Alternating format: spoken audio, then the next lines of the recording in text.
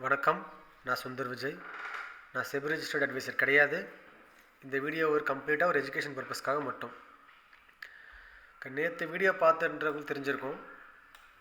ரொம்பவே இன்ட்ரெஸ்டிங்கான மார்க்கெட் ஆக்சுவலாக இன்றைக்கி. ஆனால் ரொம்ப ட்ராப் ஆகிருக்கு. எத்தனை பேர் மாடிருப்பாங்கன்னு தெரியல எனக்கு. இப்போ நேற்று சென்செக்ஸ் பாருங்கள்.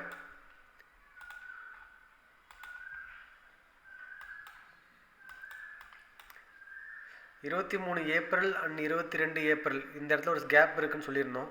இந்த கேப்பை தாண்டினா மட்டும்தான் மார்க்கெட் ட்ரெண்ட் ஆகும்னு நேற்று கிளியராக சொல்லியிருந்தோம். அதுக்கேற்ற மாதிரி எக்ஸாக்டாக பாருங்கள், அந்த கேப்லேயே தான் ஓப்பன் ஈக்குவல் டு ஹை.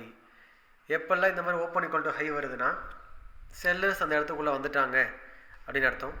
இந்த ஹைக்கு மேலே போய் க்ளோஸ் வச்சு சஸ்டெயின் ஆகும்போது மட்டும்தான் செல்லர்ஸை பையர்ஸ் ஓவர் கம் பண்ணிட்டாங்க அப்படின்னு சொல்ல முடியும். ஸோ இந்த இடத்துல அப்படி ஓவர் கம் எதுவும் நடக்கலை. மார்க்கெட் ஃபுல்லாக டவுன் தான் இருக்குது. எஸ்டர்டே ஹை,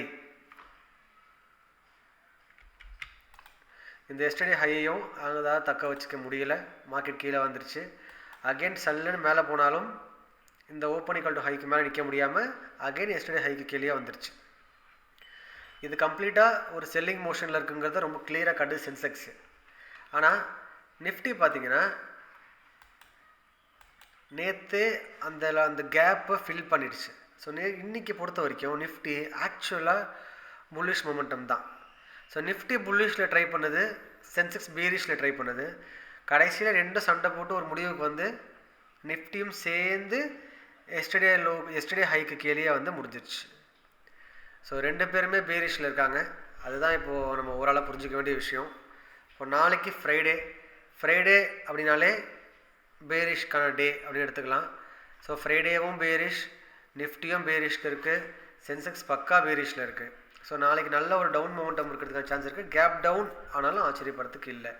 ஒருவேளை அப் மூமெண்ட் வரணும்னா சென்செக்ஸு இந்த லெவலுக்கு மேலே ஓப்பன் ஆகணும் மட்டும்தான். 78,444க்கு மேலே ஓப்பன் ஆகி சஸ்டெயின் ஆனால் மட்டும்தான் அப் ட்ரெண்ட் கண்டினியூ ஆகுமே தவிர அதர்வைஸ் கேப் டவுன் ரேலிக்கு தான் அதிக சான்ஸ் இருக்கிறதா எனக்கு தெரியுது. அது மட்டும் இல்லை, ஒரு பேசிக் லாஜிக் எடுத்து பாருங்கள். இந்த ஹைக்கும் இந்த லோவும் இருக்குது. இந்த மற்ற கூட நான் எடுத்துடுறேன். வெறும் இன்னியோட ஹை அண்ட் இன்னியோட லோ ப்ளஸ் இன்றைக்கி முடிஞ்ச வேலை.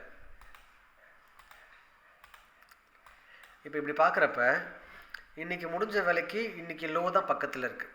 லோவுக்கு பக்கத்தில் தான் மார்க்கெட் முடிஞ்சிருக்கு அப்படிங்கிறது நம்ம தெரிஞ்சுக்கணும். இப்போ டெக்னிக்கலாக யோசிக்கிறோம், டபுள் பாட்டம் பார்க்குறோம், இஎம்ஐ பார்க்குறோம், க்ளவுட் பார்க்குறோம், பிவோட்டு, கேமரா என்னென்னோ பார்க்குறோம். இது ஒரு லாஜிக் தான். இந்த லாஜிக் அடிப்படையில் நீங்கள் மற்ற விஷயங்களை கன்ஃபர்மேஷனுக்கு எடுத்துக்கலாம்.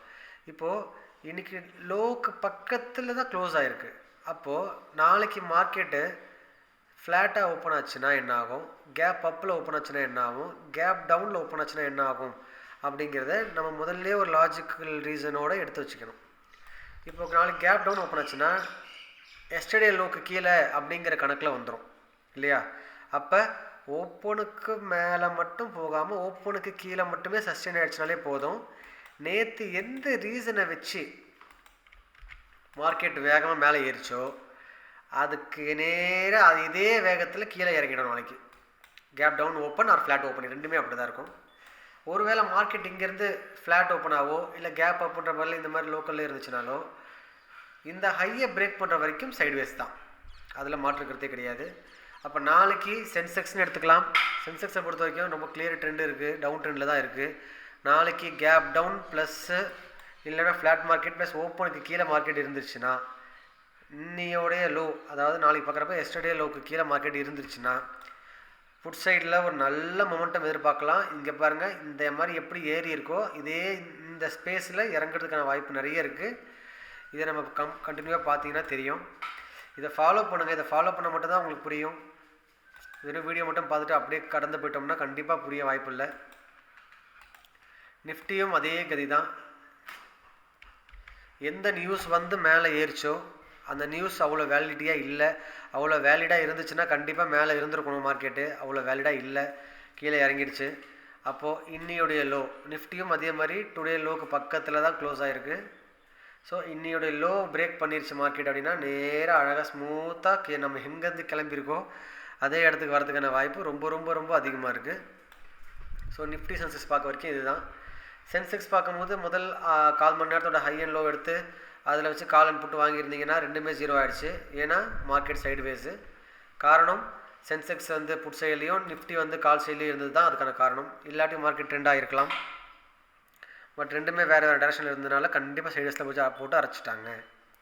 இப்போ நாளைக்கு ஃப்ரைடே கூடவே உங்களுக்கு பேரிஷ்க்கான கன்ஃபர்மேஷனும் கிடச்சிருக்கு சென்செக்ஸில், நிஃப்டிக்கும் கிடச்சிருக்கு. ஸோ 2 பேருமே கீழே வர்றதுக்கான வாய்ப்புகள் ரொம்ப அதிகமாக இருக்குது. இதை அடிப்படையாக வச்சு நாளைக்கு ட்ரேட் பண்ணலாம். இப்போ நாளைக்கு முக்கியமாக பார்க்க வேண்டிய ஒரு முக்கியமான விஷயம்